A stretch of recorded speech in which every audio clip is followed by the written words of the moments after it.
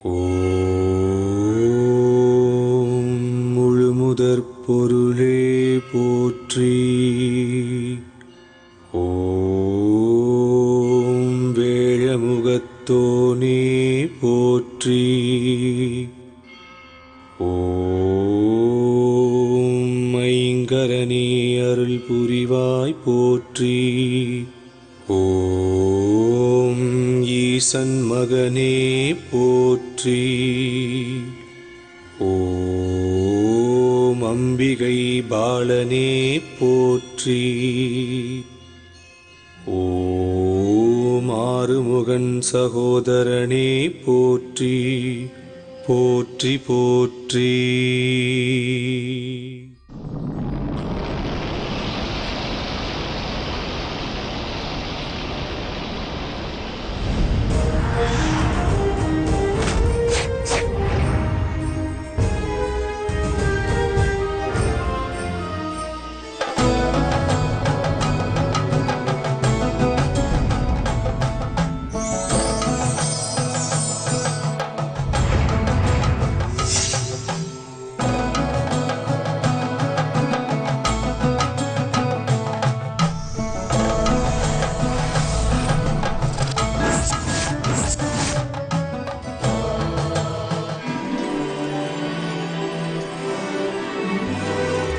பரசுராம க்ஷேத்திரம் இன்றைய கேரள மாநிலத்தில் அழகிய ஸ்தலமாக விளங்கியது பந்தள ராஜ்யம்.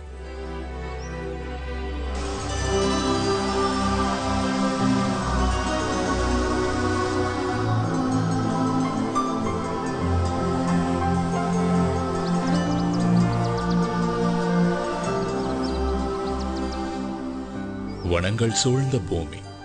அன்றைக்கு காற்றிலேயே மலர்களின் வாசத்தோடு இசையும் கலந்திருந்தது.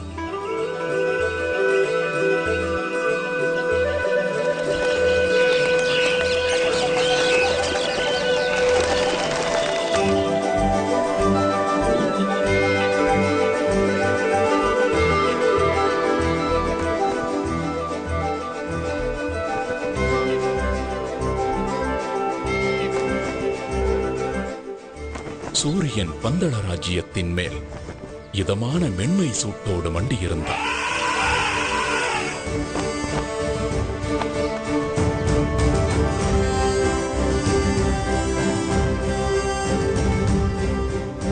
மன்னர் ராஜசேகரன் ஆட்சியில் பந்தள ராஜ்யமே சீரோடும் சிறப்போடும் இருந்தது. என்றாலும் ஒரு ராஜ்யத்தை ஆளும் மன்னருக்கு, சுகபோகங்கள் குறைவில்லாத அரசருக்கு ஒரு சோகம் இருந்தது. ஆம், அதுதான் புத்திர சோகம்.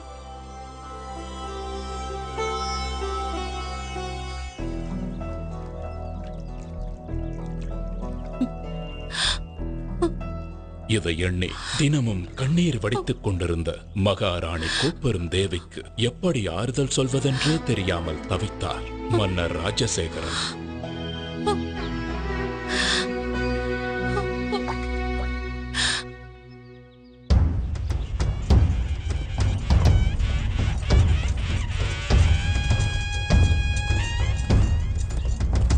ஒரு நாள் மன்னர் ராஜசேகரன் நகர்வலம் வந்து கொண்டிருந்த பொழுது, இதோ நம் மன்னர் தான் எவ்வளவு திறமையாக நம் ராஜ்யத்தையும் மக்களையும் வழி நடத்துகிறார். இப்படி ஒரு மன்னர் கிடைக்க நாம் எல்லாம் பெரும் பேறு பெற்றிருக்க வேண்டும். உண்மைதான். ஆனால் எல்லாம் இருந்தும் என்ன பயன்? நம் அரசருக்கு புத்திர பாக்கியம் இல்லையே. நம் மன்னருக்கு பிறகு இந்த ராஜ்யத்தை ஆள ஒரு வாரிசு இல்லாமல் போய்விட்டதே. இதை கேட்டதுமே மன்னர் பெருமான் மனம் நொந்து போனார். கடைசியாக கடவுளிடம் முறையிடுவதைத் தவிர அவருக்கு வேறு வழி ஏதும் தோன்றவில்லை.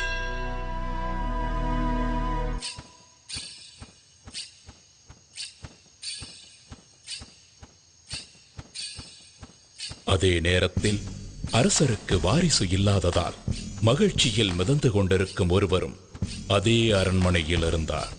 அவர்தான் பந்தள ராஜ்யத்தின் அமைச்சர்.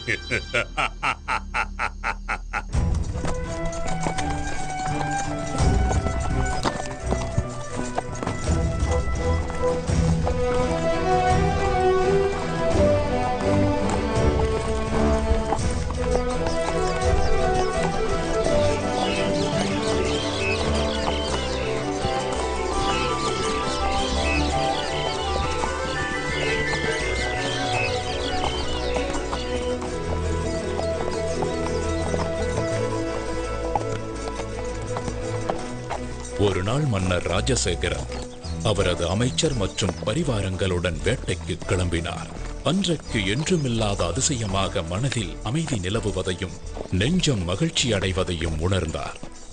அமைச்சரே, இன்று காலையிலிருந்தே என்னை சுற்றி நற்சகுனங்களாகவே நடந்து கொண்டிருக்கிறது.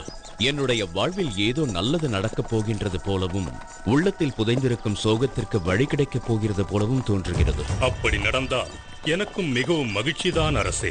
மன்னரின் நம்பிக்கைக்குரியவனாய் நடித்துக் கொண்டு மன்னரின் இடத்தை பிடிக்க மனக்கோட்டை கட்டிக் கொண்டிருக்கும் அமைச்சர், வாரிசு இல்லாத ராஜ்யம் அடுத்து எனக்குத்தான் என்று நினைக்கும் வேளையில் ஒரு பச்சிளம் குழந்தையின் குரல் கேட்டு மன்னர் சிலிர்த்துப் போனார். குரல் கேட்ட இடத்தை நெருங்க அங்கே ஒரு அழகான ஆண் குழந்தை கழுத்தில் மணிமாலையுடன் தவழ்ந்து கொண்டிருந்தது. யார் இந்த குழந்தை? இந்த குழந்தை இங்கே எப்படி வந்திருக்க கூடும்?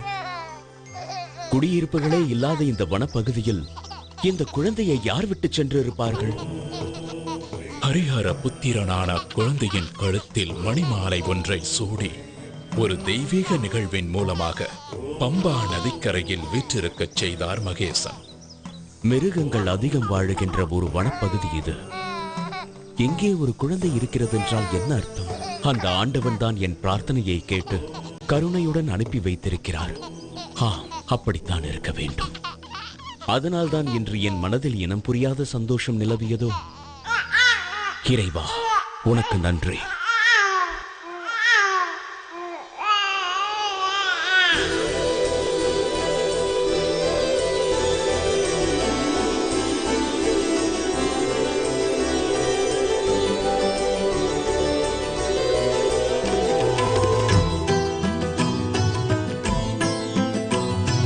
கலி காக்கும் ஒரு தெய்வம் ஐயப்பன் அவதாரம். கலி காக்கும் ஒரு தெய்வம் ஐயப்பன் அவதாரம் நிகழ்ந்தது பம்பை நதியோரம்.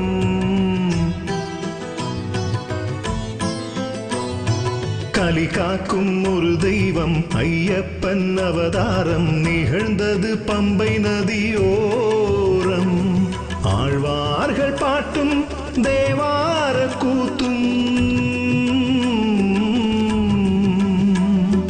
ஆழ்வார்கள் பாட்டும் தேவார கூத்தும் அரங்கேற்றி வைத்த அவதார ரூபம். விண்ணோர் வரம் மண்ணோர் தவம், விண்ணோர் வரம் மண்ணோர் தவம். ஐயன் வந்தான் ஆனந்தமே. கலி காக்கும் ஒரு தெய்வம் ஐயப்பன் அவதாரம் நிகழ்ந்தது பம்பை நதியோரம்.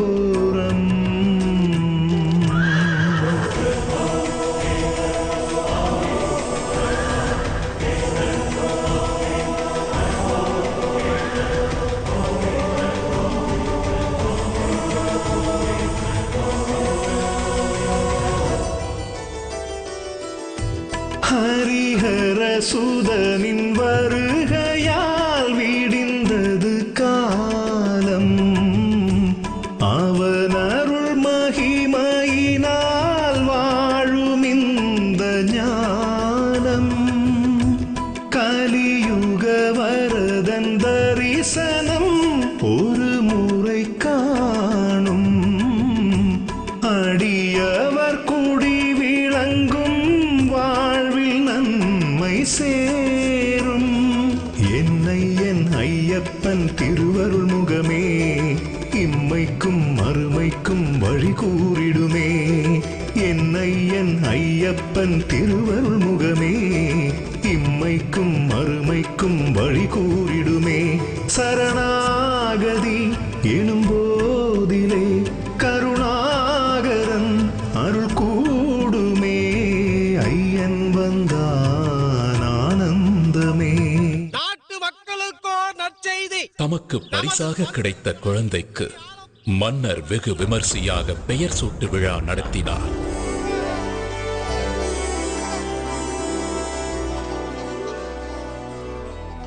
மணிமாலையுடன் இருக்கும் இந்த குழந்தைக்கு மணிகண்டன் என்று பெயர் சூட்டுகிறேன். ஆஹா, மணிகண்டன். அத்துடன் நம் பந்தள இளவரசருக்கு ஐயப்பன் எனும் நாமத்தையும் சூட்டுகிறேன். அரசவையில் அனைவரும் இனி பந்தள ராஜ்யத்தை ஆள இளவரசர் கிடைத்து விட்டார் என்று பேரானந்தம் அடைந்தனர். வாரிசே இல்லாத மன்னரின் மறைவுக்குப் பிறகு நாட்டை தன்வசப்படுத்திக் கொள்ளலாம் என்று கற்பனையில் மிதந்து கொண்டிருந்த அமைச்சருக்கு மணிகண்டனின் வரவு மிகவும் அதிர்ச்சியாக இருந்தது. மணிமுத்து கழுத்தில் தவழ்வதால் மணிகண்ட நாமம் இனி இதை ஏழுலகும் வேதமென்று ஓதும். மணிகண்ட மழலை சிரிப்பிலே குழலிசை தோர்க்கும். முகம் கண்டு முழுமதியும் நேரில் வந்து வாழ்த்தும். பொன்னென்ன பொருளென்ன ஐயன் முன்னே எது ஒன்றும் ஈடில்லை இவனுக்கிங்கே. பொன்னென்ன பொருளென்ன ஐயன் முன்னே எது ஒன்றும் ஈடில்லை இவனுக்கிங்கே. மலர் பாதமே பட்டாலுமே துயர் யாவுமே விட்டோடுமே. ஐயன் வந்தான் ஆனந்தமே. கலி காக்கும் ஒரு தெய்வம் ஐயப்பன் அவதாரம் நிகழ்ந்தது பம்பை நதியோரம். இந்த தெய்வ குழந்தை பந்தளத்திற்கு வந்த நேரம் நெடுங்காலமாக குழந்தை செல்வமே இல்லாத மகாராணி கோப்பெருந்தேவி தன் வயிற்றில் ஒரு ஆண் குழந்தையை பெற்றெடுத்தாள்.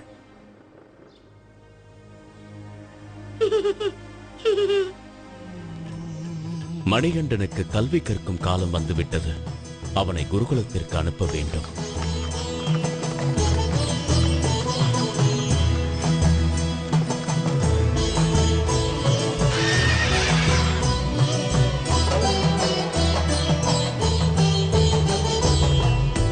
ஆதர்மங்கள் உலகில் எழுகையில் இறையருள் தோன்றும்.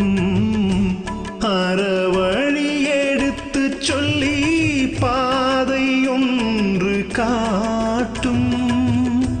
தனை சரணடையும் அடியவர் குறைகளை போக்கும்.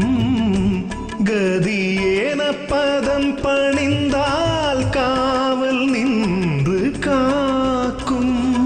கண்ணுக்குள் நின்றாடும் கருணை கடலே எந்நாளும் கரை சேர்க்கும் நம் வாழ்வினையே.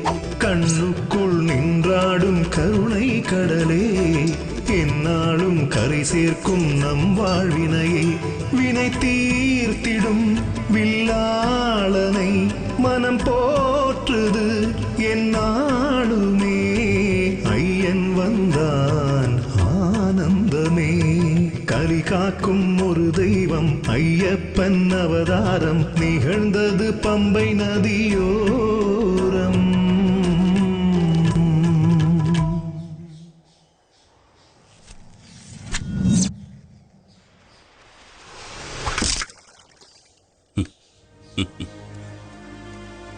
இந்த மணிகண்டன் ஒரு சாதாரண பாலகனாக இருக்க முடியாது. இவர் ஒரு அவதார புருஷனாகத்தான் இருக்க வேண்டும். இவருக்கு குருவாக இருந்து கல்வி கற்றுத் தருவது நான் செய்த பூர்வ புண்ணியம். மணிகண்டன் குருகுலத்திலேயே சிறந்த மாணவனாக திகழ்ந்தார். கல்வி, கேள்வி, ஞானம் மற்றும் அனைத்து விதமான கலைகளையும் விரைவிலேயே கற்றுத் தேர்ந்தார்.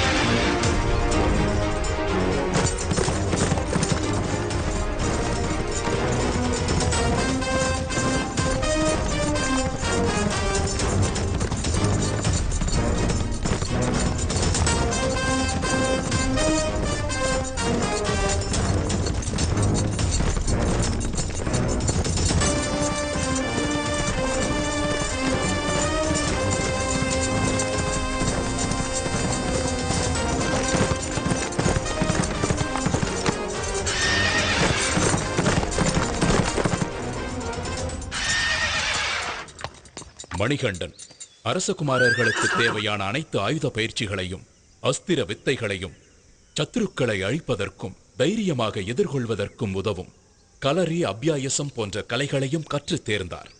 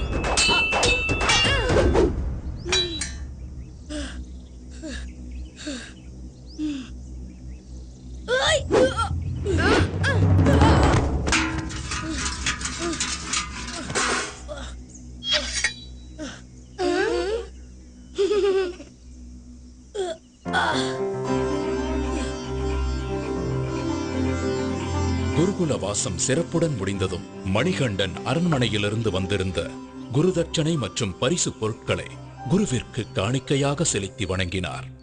குருவே, தாங்கள் திருவருளால் நான் நிறைந்த கல்வியையும் சகலவிதமான கலைகளையும் கற்றுக்கொண்டேன்.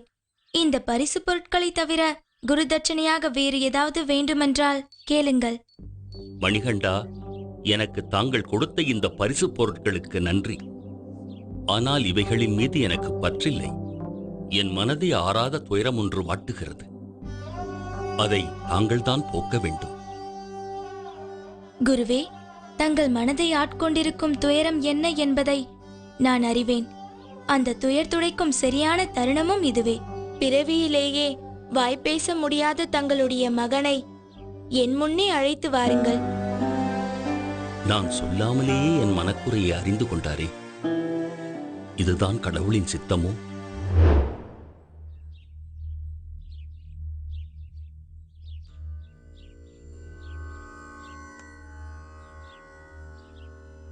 ஓம் நமக் சிவாய.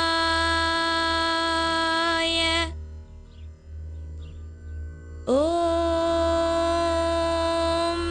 நமோ நாராயணாய. எங்கே சொல் பார்க்கலாம். ஓம் நம சிவாய. அப்படித்தான், பேசு. ஓம் நமோ நாராயணாய.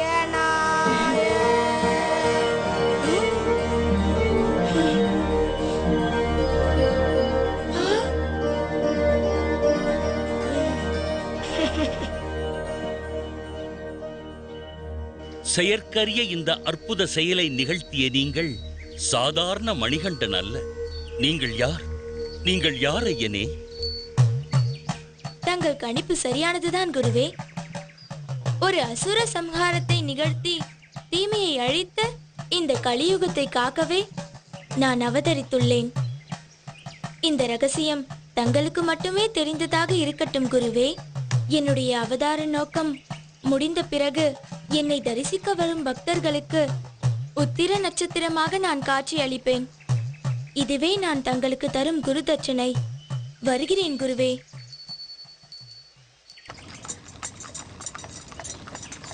குருகுல வாசம் முடிந்து அரண்மனைக்கு திரும்பிய மணிகண்டனை ஆனந்த கண்ணீருடன் மகாராணி வரவேற்றார்.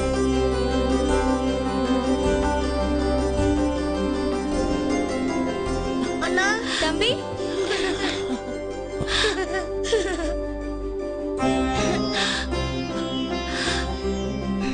மணிகண்டா, என் குழந்தைதான் எவ்வளவு வளர்ந்து விட்டான். எத்தனை அழகாக இருக்கின்றான். அறிவுக்கு மட்டும் பஞ்சமா என்ன? என் கண்ணே பட்டுவிடும் போல் இருக்கின்றதே. அப்படித்தான் ஆனது. தாய் மகனின் பாசத்தில் விதியின் கண் பட்டுவிட்டது. காரணம், கோப்பெருந்தேவியின் வயிற்றில் பெற்றெடுத்த இளவரசன் ராஜராஜனே. அம்மா,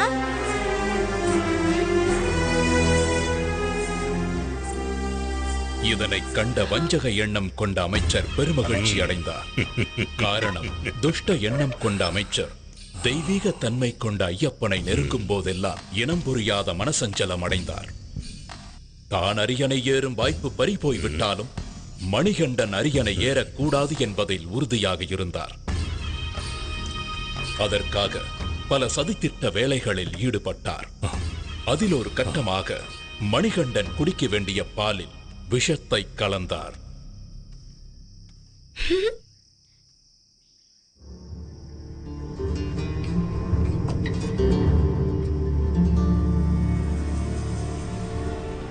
அந்த விஷம் கலந்த பாலை குடித்த மணிகண்டன் மயக்கமடைந்தார்.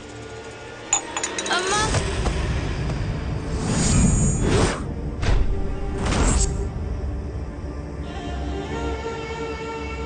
உடனே மணிகண்டனை காப்பாற்ற அரண்மனை வைத்தியர்கள் எல்லாம் எவ்வளவோ வைத்தியம் செய்தும் மணிகண்டனை காப்பாற்ற முடியாமல் தவித்தனர். இந்நிலையில் சிவபெருமான் வைத்தியர் ரூபம் எடுத்து அரண்மனைக்கு வந்தார்.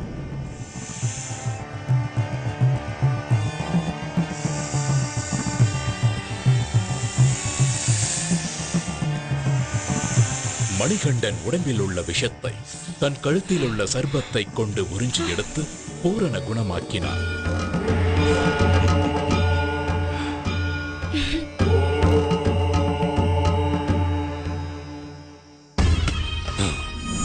இந்த திட்டமும் முறியடிக்கப்பட்டு விட்டது.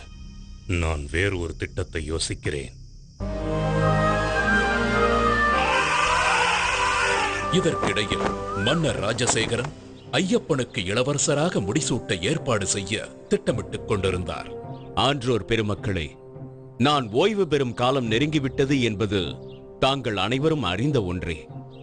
ஆகவே மணிகண்டனுக்கு பட்டத்து இளவரசராக முடிசூட்ட ஏற்பாடு செய்திருக்கிறேன்.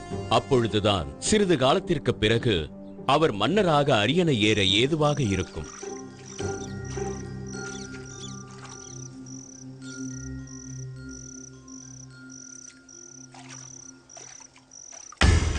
இதுதான் தக்க சந்தர்ப்பம் என்று எதிர்பார்த்த அமைச்சர் மகாராணியை தனிமையில் சந்தித்தார்.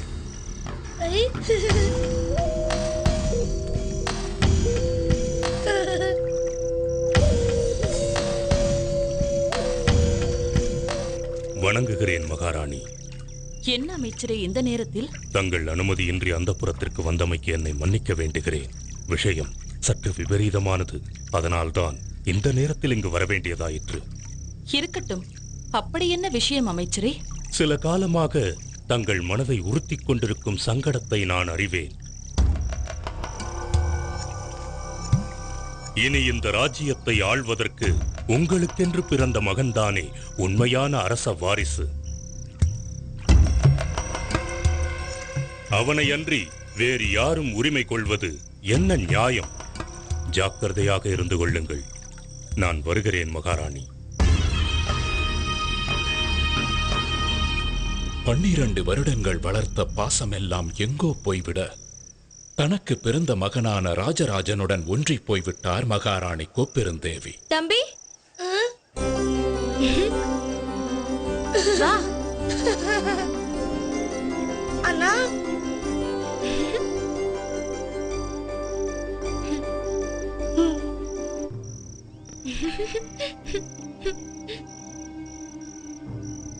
ஐயப்பன் அரசனானால் நாட்டு மக்கள் என்ன என்ன சொல்லுவார்கள்?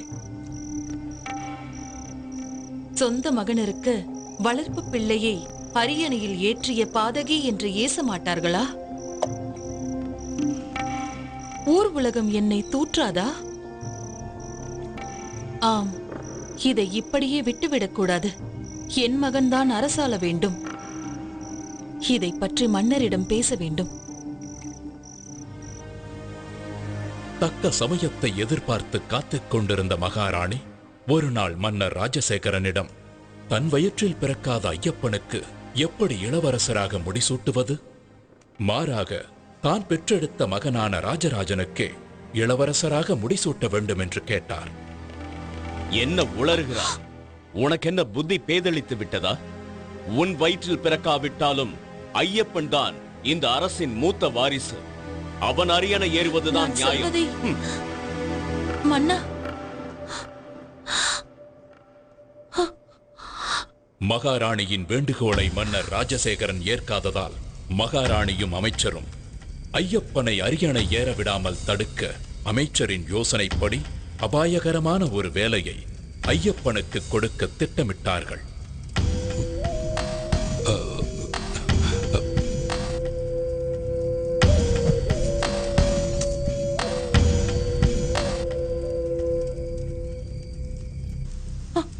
அதற்காக கோப்பூர் தேவி பொய்யாக தலைவலி வந்தது போல் ஐயோ நடித்தார். அம்மா, வலி தாங்க முடியவில்லையே. மன்னா, வலி தாங்க முடியவில்லை. வலிக்கின்றது. அரசே, நம் மகாராணிக்கு ஏற்பட்டிருக்கும் இந்த தலைவலியை போக்க புலிப்பாலை கொண்டு வந்தால் மட்டுமே குணப்படுத்த முடியும். அதனுடன் என்னிடம் உள்ள மூலிகைகளை போட்டு நான் ஒரு மருந்து தயாரித்து தருகிறேன். அதுவே குணமடைய செய்யும். அப்படியா? புலிப்பாலை எப்படி பெறுவது? யார் கொண்டு வருவார்கள்?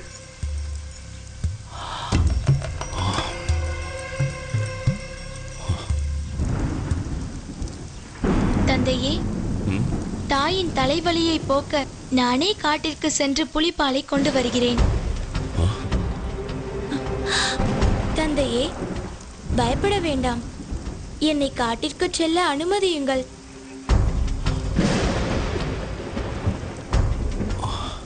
ஐயப்பனின் தெளிவான வார்த்தையிலும் தீர்க்கமான பார்வையிலும் ஒரு தெய்வீக தன்மையை உணர்ந்த பந்தளராஜன் ஐயப்பனை காட்டிற்கு செல்ல அனுமதித்தார். இதை கேட்ட அமைச்சரும் கோப்பெரும் தேவியும் தங்களது திட்டம் நிறைவேறப் போவதை நினைத்து பெருமகிழ்ச்சி அடைந்தனர்.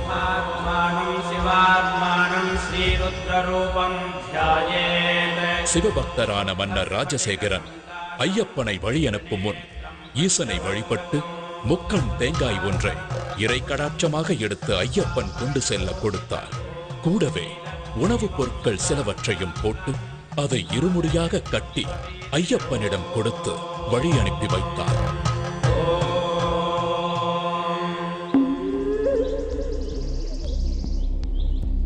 இந்த ஹரிஹர சுதனான மணிகண்டனின் அவதாரம் நிகழ்ந்ததே ஒரு அசுர சம்ஹாரத்தை நடத்துவதற்காகத்தான்.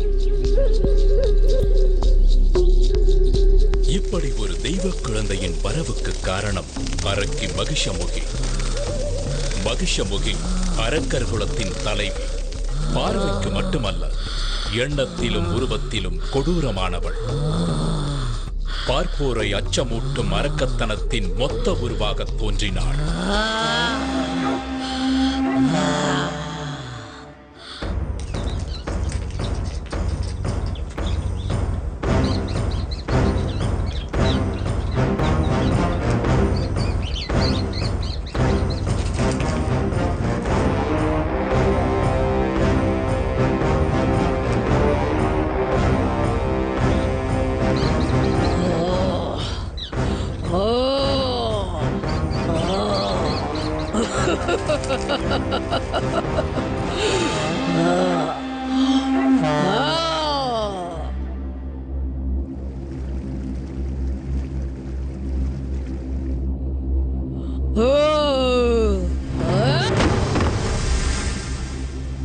அப்படிப்பட்ட அரக்கி மகிஷமுகியே ஒரு சமயம் பயத்தில் நடுங்கிக் கொண்டிருந்தாள் என்றால் என்ன சொல்வது?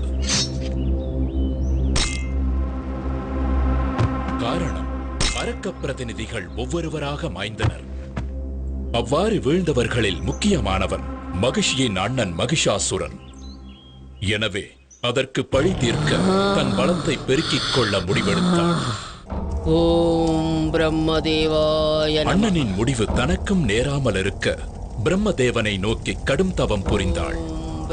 அதற்காக தன்னை சுற்றி அக்னி வளர்த்து அனல் பறக்கும் நெருப்பின் நடுவிலிருந்து தவம் புரிந்தாள். அவளது நோக்கம் உறுதியாக இருந்தது. அழிவே இல்லாத தேவர்களைப் போலவே அரக்கர்களும் நெடுங்காலம் வாழ வேண்டும். அதன் பிறகு தேவர்கள் அனைவரும் அழிவதை பார்த்து ஆனந்தப்பட வேண்டும் என்று நினைத்தாள் மகிஷமுகி. அவள் எதிர்பார்த்தது போலவே நடந்தது. அவளது கடும் தவத்தால் ஏற்பட்ட வெப்பம் பிரம்மலோகத்தையே தாக்க பிரம்மதேவரே மகிஷமுகியின் எதிரே தோன்றினார். ஓம் பிரம்மதேவாய நமः. மகிஷமுகியே, உன் கடும் தவத்தால் நான் மனம் நெகிழ்ந்தேன். கண் திற. வணங்குகிறேன் நான் முகனே. என் வேண்டுதலுக்கு இணங்கி என் முன் காட்சி தந்தமைக்கு நன்றி. நல்லது மகிஷமுகி, உனக்கு வேண்டிய வரத்தை கேள். பிரம்மதேவனே, தேவர்களைப் போல எனக்கும் சாகா வரம் வேண்டும். அப்படி ஒரு வரத்திற்கு சாத்தியமே இல்லை. இறப்பை யாராலும் தவிர்க்க முடியாது. இறப்பு என்பது இயற்கையின் நியதி. ஆனால் உனக்கு ஒரு சலுகை காட்டுகிறேன். நீ எப்படி யாரால் இறக்க வேண்டும் என்று நினைக்கிறாயோ அந்த வகையில் உனக்கு மரணம் சம்பவிக்க நான் வரம் தருகிறேன். பிரம்மதேவா, நீர், நிலம், நெருப்பு, காற்று மற்றும் எந்த விதமான நோயாலும் ஆயுதத்தாலும் எனக்கு மரணம் ஏற்படக்கூடாது. பஞ்சாச்சரத்தினாலான சிவனுடைய அம்சமும் அஷ்டச்சரத்தினாலான விஷ்ணுவின் அம்சமும் சேர்ந்த ஒரு பிறவியால் தான் எனக்கு மரணம் சம்பவிக்க வேண்டும். அப்படி கடவுள் அம்சமாக பிறக்கும் ஒரு மானுட பிறவியும் ஒரு பாலகனாகத்தான் இருக்க வேண்டும். நீ விரும்பிய வரத்தை உமக்கு அளிக்கிறேன் மகிஷமுகி. ஆயுஷ்மான் பவ. தன்னுடைய விதியை தானே நிர்ணயம் செய்து கொண்ட சந்தோஷத்தில் தேவர்களையும் ரிஷிகளையும் முனிவர்களையும் சித்திரவதை செய்து வதம் செய்ய தொடங்கினாள். ஓம் நம சிவாய. ஓம் நம சிவாய. ஓம் நம சிவாய. ஓம் நம சிவாய. ஓம் நம சிவாய. ஓம் நம சிவாய. ஓம் நம சிவாய.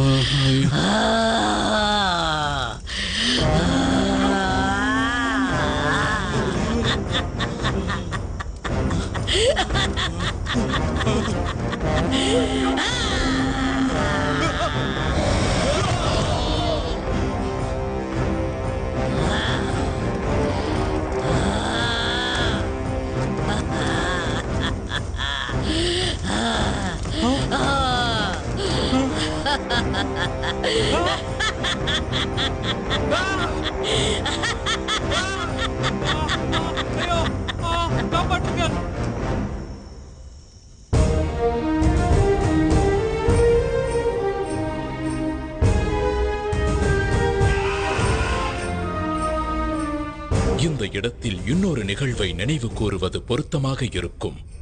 ஒரு முறை இந்திரன் ஐராவதத்தின் மீது பவனி வரும்போது துர்வாச முனிவர் எதிர்பட்டார். தேவாதி தேவா, மகாவிஷ்ணுவின் பத்னி மகாலட்சுமி ஆசியுடன் அளித்த இந்த மலர் மாலையை உனக்கு பரிசாக அளிக்கிறேன். இதை ஏற்றுக்கொண்டு வளம் பெறுவாயாக.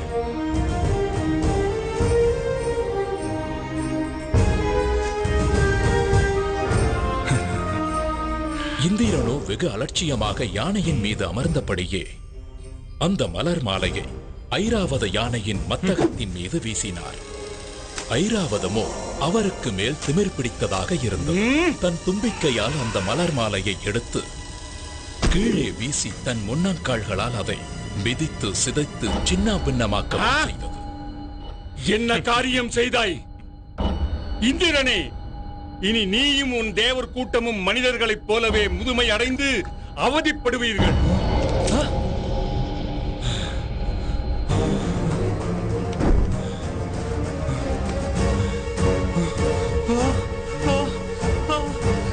என் உடல், என் கைகள். மகரிஷியே, என்னை மன்னித்து விடுங்கள். என் அகந்தையால் தான் தன்னிலை மறந்து தவறிழைத்து விட்டேன். இதற்கு தாங்களே சாப விமோச்சனம் அளிக்க வேண்டும். அகந்தையால் மதியிழந்து அநாகரிகமாக நடந்து கொண்டாய். சரி, போகட்டும்.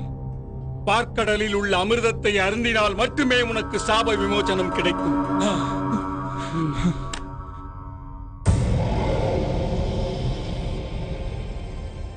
இதற்கிடையில் மகிஷமுகி இந்திராதி தேவர்களுடன் சண்டையிட்டு இந்திரலோகத்தையும் கைப்பற்றிக் கொண்டார்.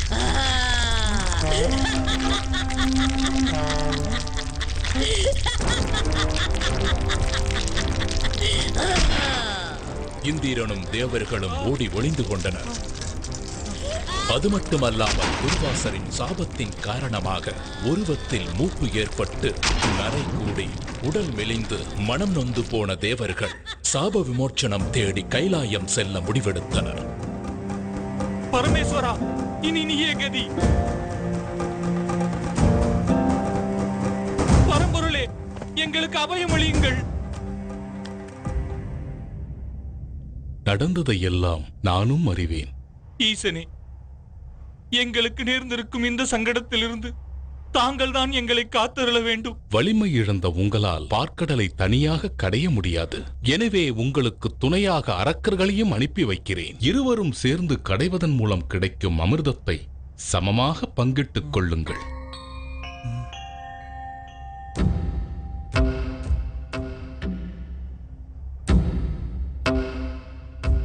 எனது ஆணைப்படி நீங்களும் தேவர்களுடன் சென்று பார்க்கடலை கடையுங்கள். உத்தரவு ஈசனே. தங்கள் வலிமை அனைத்தையும் ஒன்று கூட்டி தேவர்களும் அரக்கர்களும் மேருமலையால் பார்க்கடலை கடைந்தனர்.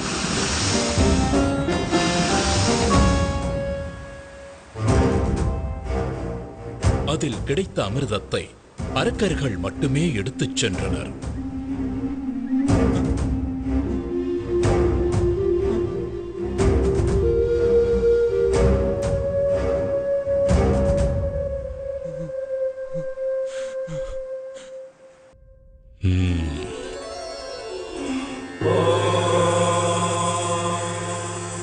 சக்கரதாரியே, இனி தங்களின் லீலையை தொடங்கலாம்.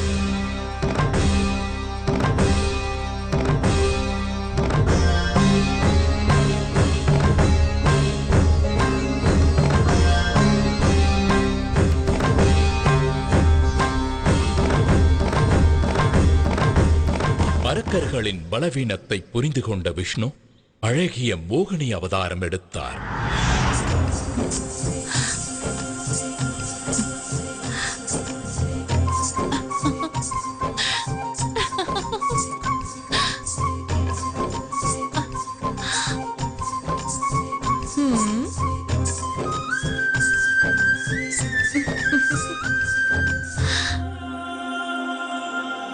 தன் பேரழகால் அரக்கர்களை மதிமயங்கச் செய்தார்.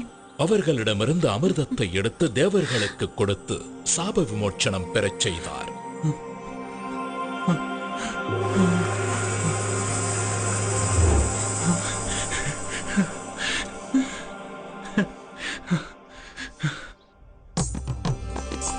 அழகிய மோகினியின் வரவே ஒரு புதிய அவதாரத்தின் நோக்கம்தான் என்பதை உணர்ந்திருந்த சிவபெருமான் மோகினியை நேரில் கண்டார்.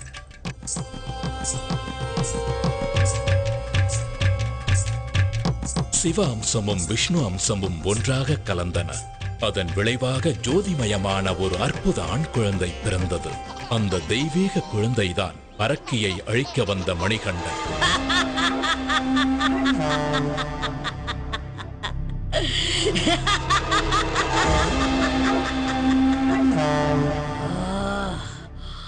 தேவர்களின் தந்திரத்தால் தன் இன மக்களுக்கு அமிர்தம் மறுக்கப்பட்டதையும் அது மொத்தமும் தேவர்களுக்கே போய் சேர்ந்ததை அறிந்து மேலும் உக்கிரமானாள்.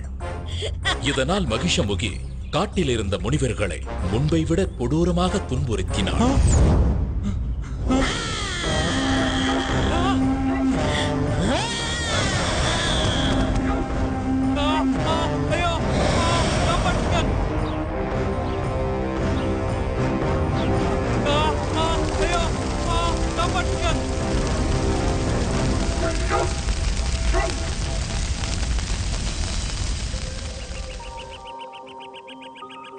இந்த நிலையில் புலிப்பால் தேடி வந்த ஐயப்பன் அதே காட்டிற்குள் பிரவேசம் செய்தார்.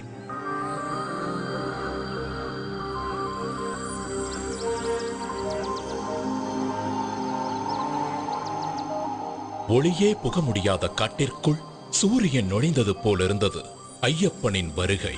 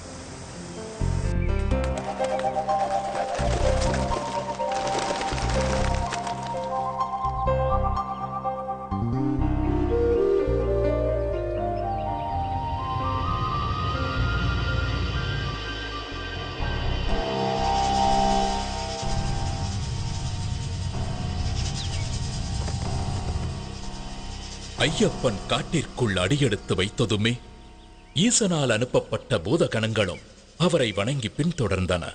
தேவேந்திரன் தலைமையில் தேவர்களும் ஐயப்பனுக்கு துணையாக வந்தனர். ஐயப்பனின் வருகையை அறிந்து கொண்டாள் மகிஷமுகி. ஐயப்பனை அழிக்க நினைத்து யுத்தத்திற்கு தயாரானாள். தன்னை எதிர்க்க ஒரு பாலகன் வந்திருப்பதைக் கண்டு சிரித்தாள் மகிஷமுகி.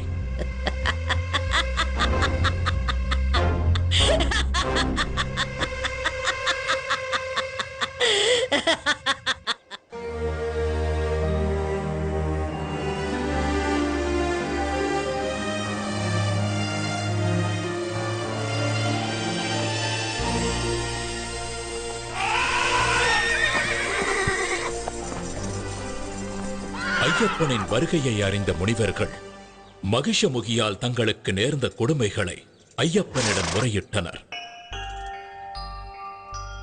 ஐயப்பன் தனது அவதார நோக்கம் நிறைவேறும் கட்டம் நெருங்கிவிட்டதை உணர்ந்தார். மானசீகமாக சிவபெருமானையும் மகாவிஷ்ணுவையும் வணங்கி யுத்தத்திற்கு தயாரானார்.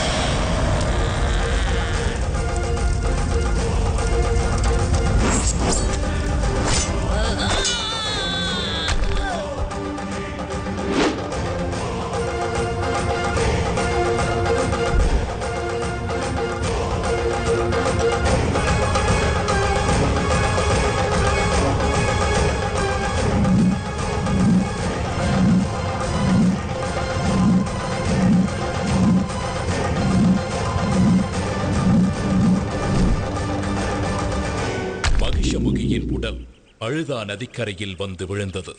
அவள் மீண்டும் எழும் முன் ஐயப்பன் மகிஷமுகியின் முதுகின் மேல் ஏறி கோர தாண்டவமாடி அவளை அழித்தார்.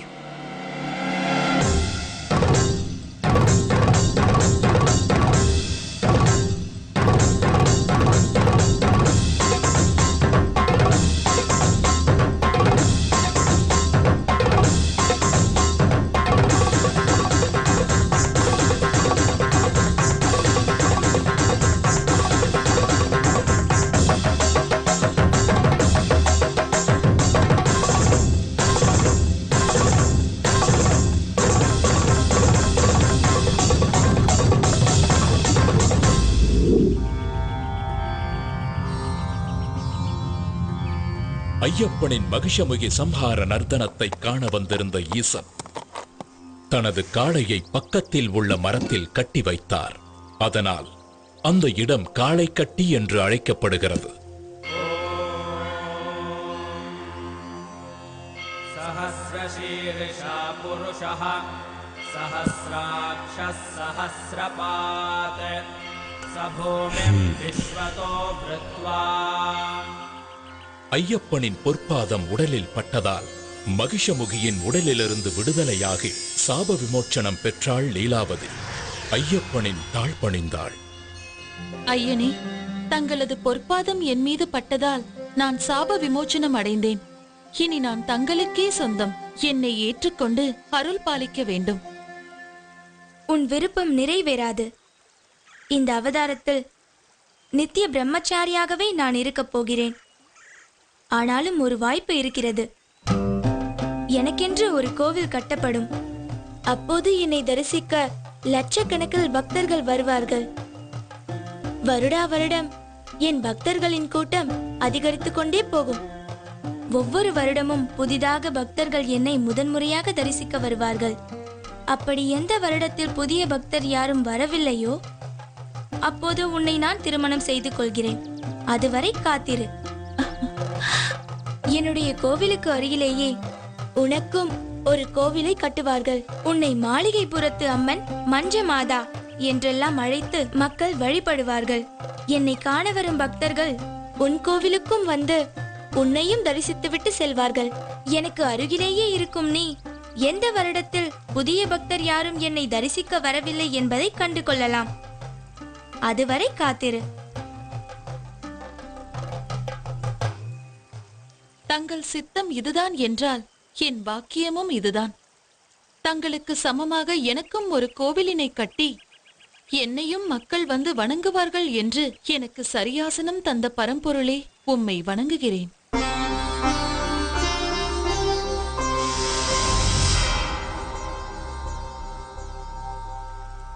மகிஷ சம்ஹாரம் முடிந்த பிறகு ஐயப்பனை அழைத்தார் பரமேஸ்வரன். மகனே, உன் பிரிவால் வாடிக்கொண்டிருக்கிறான் மன்னன் ராஜசேகரன். அவனை ஆட்கொண்டு முக்தி அளிக்க வேண்டும். அத்துடன் நீலிமலையில் சபரி என்ற பக்தை உன் தரிசனத்திற்காக காத்துக் கொண்டிருக்கிறாள். அவளுக்கு அருள் செய்து மோட்சம் அளிக்க வேண்டியது உனது கடமை. இதனால் அந்த பக்தையின் நினைவாக அந்த மலைக்கு சபரிமலை என்றே பெயர் வழங்கப்படும். அது மட்டுமன்றி அந்த சபரிமலையிலேயே உனக்கு கோவில் கட்டப்படும். ஆயுஷ்மான் பவ. மகிஷமுகியின் உடல் உயிரற்றதாக இருந்தாலும் மலை போல் வளர்ந்தது.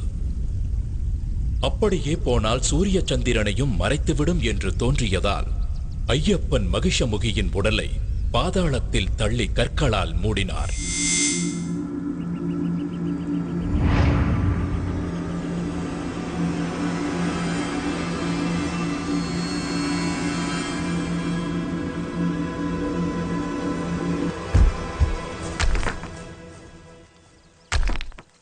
ஐயனின் ஆணைப்படி பூதகணங்களும் தேவர்களும் கற்களை எடுத்து வீசி கற்குவியலுக்குள் மகிஷமுகியின் உடலை புதைத்தனர்.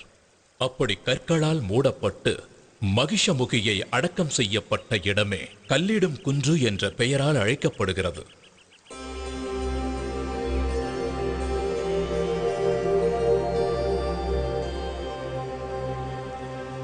இந்திராதிபதியே, இந்த சம்ஹாரத்தை முடித்த எனக்கு இன்னொரு கடமையும் இருக்கிறது. என் தாய் அங்கே கடும் தலைவலியால் துடித்துக் கொண்டிருக்கிறார். அதை தீர்ப்பதற்கான புலிப்பாலை பெறவே நான் இங்கு வந்தேன். இது என் மீது அளவற்ற பாசம் கொண்டிருக்கும் என் இரு கண்களையும் போன்ற தாய்க்கும் தந்தைக்கும் நான் ஆற்ற வேண்டிய கடமையாகும். எனவே புலிப்பாலை பெற தாங்கள்தான் எனக்கு உதவ வேண்டும். நிச்சயமாக. எம்பெருமான் பரமேஸ்வரன் கட்டளைப்படி நான் பெண் புலியாக மாறி பால் சுரந்து தருகிறேன். ஆனால் நீங்கள் இந்த குவளையை கொண்டு போய் மகாராணியிடம் கொடுத்து, இந்தாருங்கள் புலிப்பால், உங்கள் தலைவலி தீர இதிலிருந்து மருந்து தயாரித்துக் கொள்ளுங்கள் என்று சொன்னால் அவர்கள் நம்ப வேண்டுமே. அதனால் நானும் உங்களுடன் வருகிறேன். என் மீது ஏறிக்கொள்ளுங்கள். அரசவையில் நாம் நுழைந்தால் நீங்கள் கொண்டு வந்திருப்பது புலிப்பால் தான் என்பது ஊர்ஜிதமாகிவிடும்.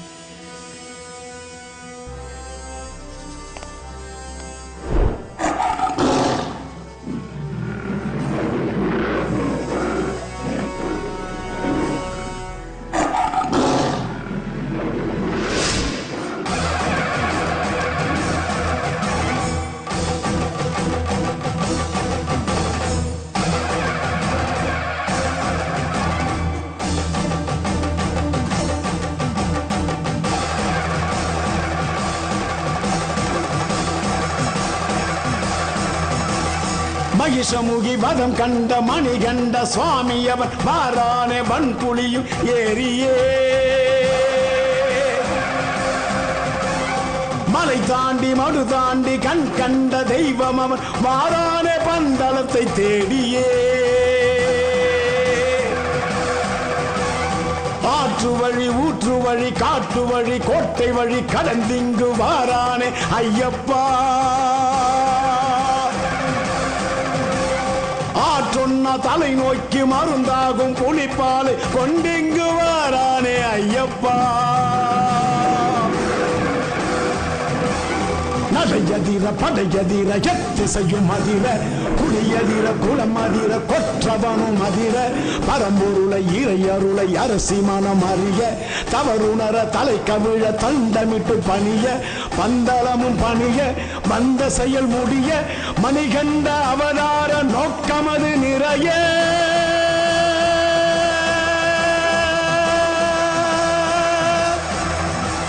வில்லாளி வீரன் புலியை வாகனமாக கொண்டு புலிக்கூட்டம் புடைசூழ பந்தல ராஜ்யத்தை வந்தடைந்தார்.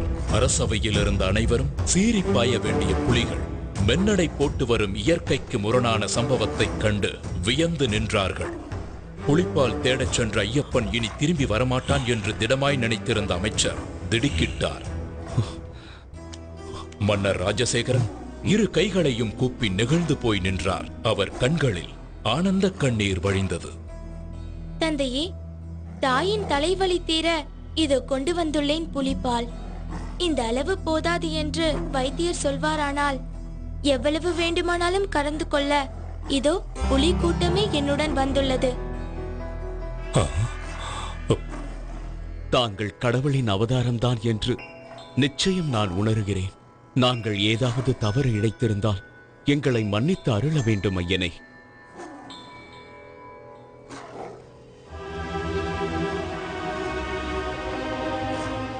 மகாராணி, உன்னுடைய தலைவலியை போக்க புலிப்பாலுடன் வந்திருக்கும் நம் மணிகண்டனை பார். தாலாட்டிய தாயன்பிற்கு பாலூட்டிய சேதானிவன்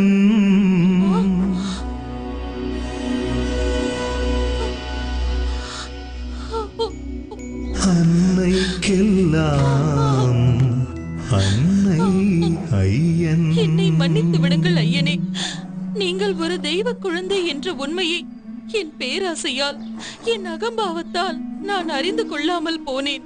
என்னை ரட்சித்து அருள்வாய் மகனே, என்னை ரட்சித்து அருள்வாய். தாயே, தாங்கள் போய் என் காலில் விழலாமா? என்னை பெறாவிட்டாலும் என்னை வளர்த்து ஆளாக்கிய அன்பு தாய் நீங்கள். என் அவதாரத்தின் நோக்கம் நிறைவேற உதவியவர் நீங்கள்.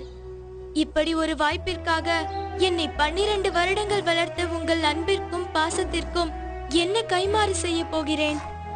எனக்கு வாழ்வழித்த தெய்வம் அல்லவா நீங்கள்? சரி ஐயப்பா, உன் அவதார நோக்கம்தான் முடிந்து விட்டதே. இனி எங்களுடனே இருந்து விடேன். இல்லை அம்மா, இந்த அவதாரத்தில் நான் ஆற்ற வேண்டிய கடமை இன்னொன்றும் இருக்கிறது.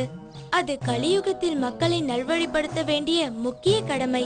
எனக்கென்று ஒரு இருப்பிடத்தை அமைத்துக் கொண்டு நான் அங்கேயே தங்கி பக்தர்களுக்கு அருள் பாலிக்க விரும்புகிறேன். தந்தையே, உங்கள் ராஜ்யத்திற்குட்பட்ட எல்லையில் ஓர் இடம் கொடுங்கள். அங்கே நான் தங்கியிருந்து மக்களின் துயர் துடைப்பேன். ஐயனே, தங்களுக்கு எங்க இடம் வேண்டுமோ, எவ்வளவு இடம் வேண்டுமோ எடுத்துக் கொள்ளுங்கள்.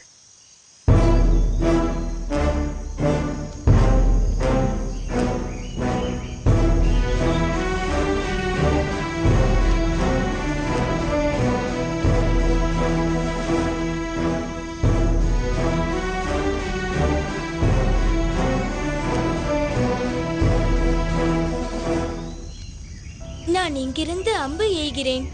அந்த அம்பு எங்கே போய் விழுகிறதோ அந்த இடம்தான் எனக்கு வேண்டும். அங்கு எனக்கு கோவில் கட்டி தாருங்கள். அங்கிருந்தபடி கலியுகத்தை நான் பரிபாலிக்கிறேன்.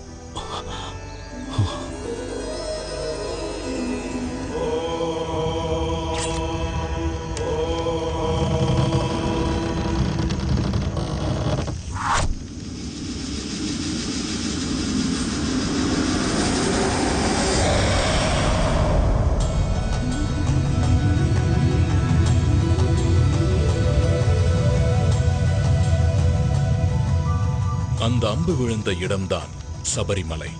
இந்த சபரிமலையில்தான் இன்றும் கலியுகத்தின் கண்கண்ட கடவுளாக, கருணாமூர்த்தியாக திகழ்கிறார் சபரிமலை ஐயப்பன்.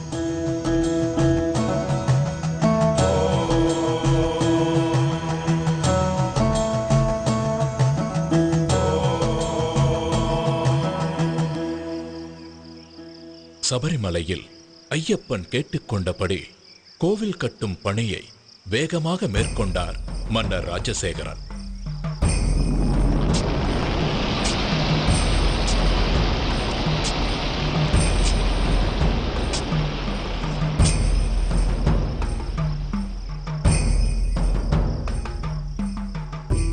அந்த கோவிலில் வாழ்க்கையின் தத்துவங்களை விளக்கும் விதமாக 18 படிகளையும் அமைத்தார். இந்த 18 திருப்படிகளும் 18 மலைகளையும் 18 கடவுள்களையும் 18 தத்துவங்களையும் குறிக்கின்றன. 18 மலைகளாகிய இஞ்சிப்பாறை மலை, காலைக்கட்டி மலை, புதுச்சேரி மலை, கரிமலை, தலைப்பார மலை, தேவர் மலை, ஸ்ரீபாதமலை, மயிலாடு மலை, மாதங்கமலை, கால்கிமலை, சிற்றம்பலமலை, சுந்தரமலை, நாகம்பலமலை, கவுண்டமலை, நிலக்கல் மலை, நீலிமலை, பொன்னம்பலமலை, சபரிமலை போன்ற மலைகளையும் 18 கடவுள்களாகிய விநாயகர், சிவன், பார்வதி, முருகன், பிரம்மா, விஷ்ணு, ரங்கநாதர், காளி, யமன், சூரியன், சந்திரன், செவ்வாய், குரு, புதன், சுக்கிரன், சனி, ராகு, கேது ஆகிய கடவுள்களையும் 18 தத்துவங்களாகிய காண்பது, கேட்பது, மனம், ரசனை, ஸ்பரிசம், காமம், பேராசை, குரோதம், கோபம், மோகம், மதம், மாச்சரியம், தம்பு, சாத்வீகம், ராஜசீகம், தாமசீகம், வித்யா, அவித்யா போன்ற குணங்களையும் உணர்த்தும் விதமாக பகவான் தத்வாதீனனாக இருக்கிறார் என்பதை குறிப்பதே இந்த 18 படிகளின் நோக்கம். கோவில் கட்டி முடித்ததும் ஐயப்பனுக்கு எந்த வகையிலான விக்கிரகம் அமைப்பது என்ற கேள்வி எழுந்தது. அப்போது பரசுராமரே எடுத்து வந்த சாஸ்தாவின் சிற்பமான 2 கால்களையும் புத்திட்டு இணைத்து யோக பட்டத்துடன் பந்தனம் செய்த வண்ணம் தத்துவமசி எனும் சின்முத்திரையுடன் கூடிய பகவானின் திருவுருவமே ஏற்றது என்பதை ஆண்டவன் கட்டளை கூடிய சுபதினத்தில் பரசுராமர் தர்மசாஸ்தாவை பிரதிஷ்டை செய்தார். அன்றிலிருந்து ஆண்டுதோறும் மகர சங்கராந்தி தினத்தன்று ஐயப்பன் பக்தர்களுக்கு அருள்பாலிக்கிறார். இதன் மூலம் தன் குருவிற்கு அளித்த வாக்கையும் நிறைவேற்றுகிறார். என்னை சரணடைந்தவர்கள் நற்கதி அடைவார்கள் என்பதை வலியுறுத்தும் விதமாக வலது கையை வலது முழங்கால் மீது தாங்கி அபயஹஸ்தமாக அருள் வழங்குகிறார் ஐயப்பன். அதாவது தன்னை சரணாகதி என அடைபவர்களுக்கு அபயமளிக்கும் அற்புத கோலம். இதனை அறவே தவிர்க்க வேண்டும். சத்தியம், தர்மம், அஹிம்சை விரதம் இருப்பதை ஒரு பழக்கமாக மேற்கொள்ள வேண்டும். கண்டிப்பாக பிரம்மச்சரியம் காக்க வேண்டும். இந்த பழக்கத்தால் மனம் பக்குவப்படும். விரதம் மேற்கொள்ளும் பக்தர்கள் காலை மாலை போறேன் மெய்யாக பொய்யின்றி ஐயனுக்கு நெய்யேந்தி வரம் வேண்டி அருள் வேண்டி போறேன் நான் போறேன். குருசுவாமி போட்டு விட்ட மணிகண்ட மாலை கழுத்தில் ஆட பசிதாகம் போக்கும் நல்ல துணையுண்டு சேர மலை வழிபாத கானக வாசன் முகம் காண போறேன். சுவாமியே சரணம் என்று கோஷம் போட்டு மாறும்.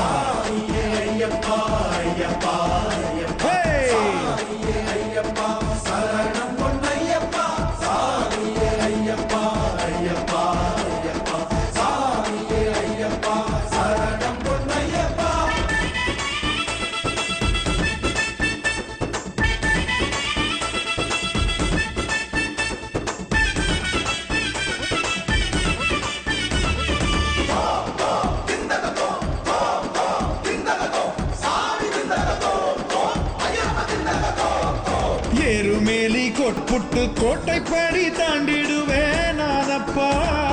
மகிழ்ச்சி உடல் ஏறி நின்று பூதநாதன் நாட்டம் மிட்ட காளை கட்டி சேர்ந்திடுவேன் நானப்பா. ஏந்தி செல்வேன் நானப்பா. கல்லிடும் குன்றில் கல்லெறிவேன், இஞ்சிப்பாறை கண்டறிவேன், கொடும்பாறை கோட்டை செல்வேன் கூட்டு. ஏ சுவாமி கண்ணி சுவாமி எங்க போற மலைக்கு போற வா சுவாமி கண்ணி சுவாமி எப்போ போற இப்போ போறேன்.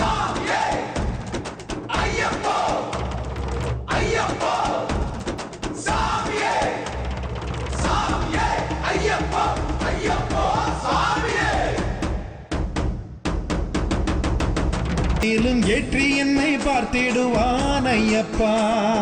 கும்மிருட்டு வேளையிலும் கண்ணீரிட்டும் போதினிலும் கை கொடுத்து காத்திடுவான் ஐயப்பா.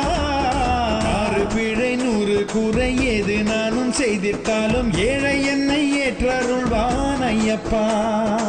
ஏற்ற விரதம் தப்பில்லாம சோதனைகள் தந்திடாம காத்தி என்னை ரட்சிப்பானே ஐயப்பா. ஹரிஹர சுதனின் தரிசனம் பெறுவேன். பிறவி பயனை அது கணமடைவேன். சபரிநாதன் திருவடி பணிவேன். சத்குருநாதன் திருவருள் பெறுவேன். பொன்னம்பல வாசன் உண்டு, அண்ணலவன் நேசன் உண்டு, காண போறேன், மலை ஏற போறேன். ஏ சுவாமி கண்ணி சுவாமி, எங்க போற? மலைக்கு போற. வா சுவாமி கண்ணி சுவாமி, எப்போ போற? எப்போ போறேன்?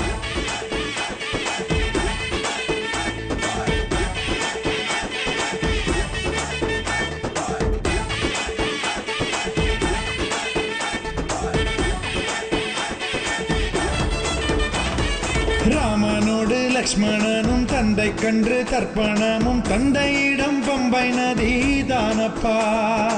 அந்த நதியில் மூழ்கி நின்று பந்தியிட்டு தீபம் இட்டு பாபவினை தீர்த்து கொள்வேன் நானப்பா. பம்பா நதி கணபதி சன்னதியில் சூறையிட்டு தோப்பு கரணம் போட்டு செல்வேன் நானப்பா. நீலிமலை ஏற்றம் கண்டு நீண்ட வழி பாதை கண்டு அப்பாச்சி மேடு கடப்பேன் நானப்பா.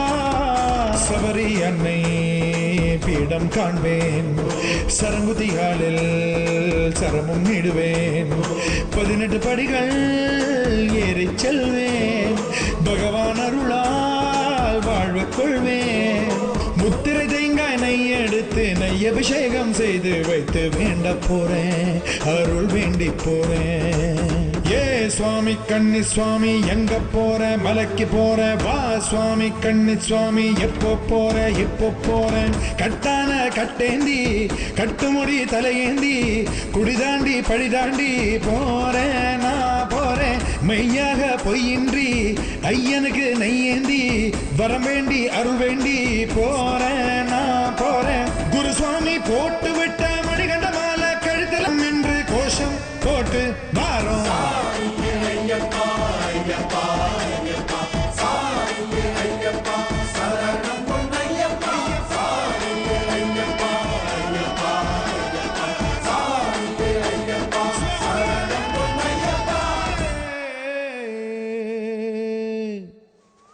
ஐயப்பன் புலிப்பால் கொண்டு வர காட்டிற்கு புறப்படும் பொழுது அவருடைய வளர்ப்பு தந்தை மன்னர் ராஜசேகரன் சிவபெருமான் தன் மகனுக்கு துணையாக உடனிருக்கும் விதமாக அவரிடம் முக்கண் தேங்காயையும் கூடவே சில உணவுப் பொருட்களையும் தந்தனுப்பினார். அதை ஐயப்பன் இருமுடிகளாக கட்டி எடுத்துச் சென்றார். அந்த தாத்பரியம்தான் நாம் சுமந்து செல்லும் இருமுடி. இருமுடி என்பது பையுடன் சுமந்து செல்லும் இருமுடியின் முன்புற பையில் மஞ்சள், குங்குமம், நெற்பொறி, அவல், மாளிகை புறத்து அம்மனுக்கு தீபமிட திரிநூல், எண்ணெய், அடுத்தது முக்கியமான காணிக்கையான நெய் தேங்காய், அதாவது ஐயப்பனுக்கு மிகவும் விருப்பமான நெய்வேதிய பொருளான முக்கண் தேங்காயில் ஒரு கண்ணில் துளையிட்டு அதனுள் இருக்கும் நீரை அகற்றி பின் சுத்தமான நெய்யை நிரப்பி அடைத்து எடுத்துச் செல்வதுதான் நெய் தேங்காய். ஐயப்பன் சிவவிஷ்ணு ஐக்கியத்தில் பிறந்தவர். இந்த தத்துவத்தை தான் நெய் தேங்காய் உணர்த்துகிறது. தேங்காய் முக்கண் உடையது, ஆகவே தேங்காய் சிவாம்சமாக விளங்குகிறது. மகாலட்சுமி திருமாலின் இதயத்தில் உறைபவள். அப்படி தன் இதயத்தில் பசு அம்சமான திருமகளை வைத்திருக்கும் மகாவிஷ்ணுவை ஐயப்பனின் தாயாகிய மோகினி அவதாரத்தை பசுவின் நெய் குறிக்கிறது. ஆகவே தேங்காயும் அதனுள் நிரப்பியிருக்கும் நெய்யும் சிவனையும் விஷ்ணுவையும் உணர்த்துகின்றன. தன்னுடைய பெற்றோரை உணர்த்தும் இந்த நிவேதனம் சுவாமிக்கு படைக்கப்படுவதில் அவர் மிகுந்த சந்தோஷம் அடைவார். பக்தனுக்கு அருள்பாலிப்பார். இருமுடியின் பின்முடி பையில் மஞ்சள் தூள், அரிசி, பருப்பு, வெல்லம் ஆகிய பொருட்கள் இருக்கும். காட்டு வழியில் நடைபயணமாய் செல்லும் பக்தர்கள் இந்த பொருட்களை வழியிலேயே சமைத்து சாப்பிட்டு பசியாறிய பின் பயணத்தை தொடரலாம் என்பதற்காகவே இருமுடியில் அரிசி, பருப்பு போன்ற உணவுப் பொருட்களை எடுத்துச் செல்ல வேண்டும். ஐயப்பனை தரிசிக்கச் செல்லும் பக்தர்கள் தலைமீது சுமந்து செல்லும் பொருட்கள் பயணத்தின் போது கொஞ்சம் கொஞ்சமாக குறைவது போல் அவனுடைய தலைகணமும் குறைய வேண்டும். அவனுடைய ஆணவம், அகங்காரம், செருக்கு, மமதை, பொறாமை போன்ற எல்லா தீய குணங்களும் அவனை விட்டு விலக வேண்டும்.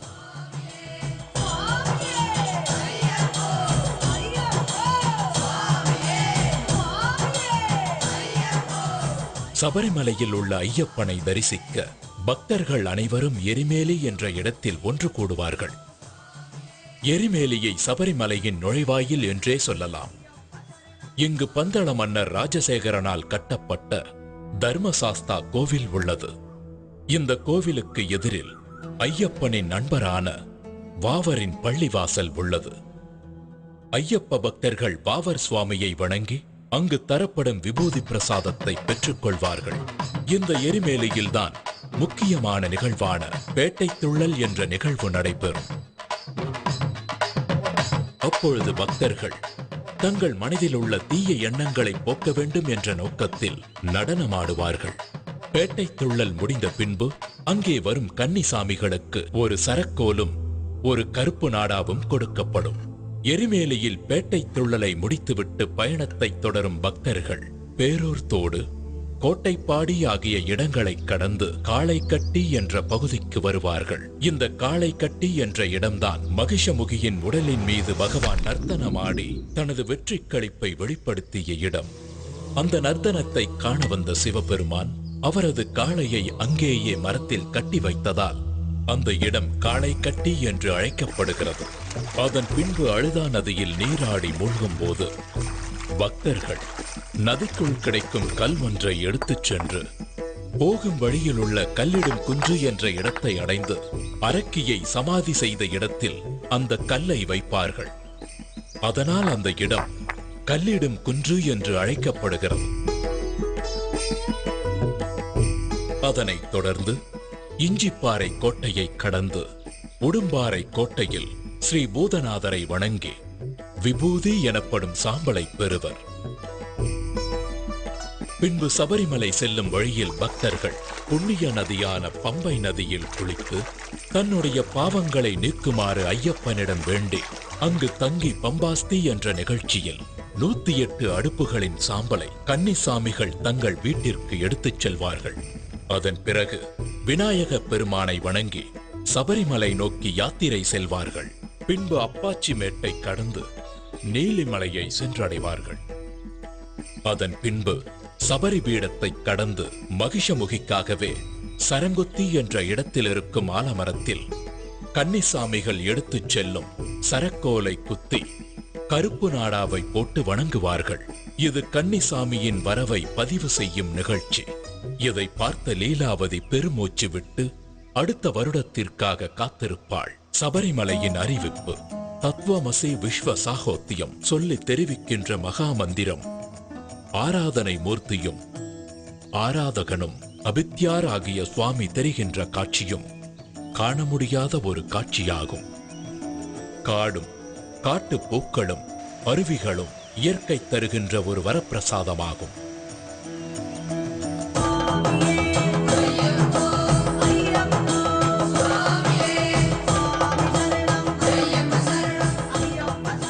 பின் ஐயப்பனின் சன்னிதானத்திற்கு முன்புள்ள தத்துவங்கள் 18 பகவான் தத்வாதீனனாக இருக்கிறார் என்பதை உணர்த்தும் 18 படிகளை ஏறிச் சென்று ஐயப்பன் சன்னிதானத்தை அடைந்து தன்னுடைய பாவங்களையும் தோஷங்களையும் கஷ்டங்களையும் நீக்குமாறு வேண்டி பக்தி பரவசமடைந்து அன்று இரவு அங்கு தங்கி மகிழ்வார்கள்.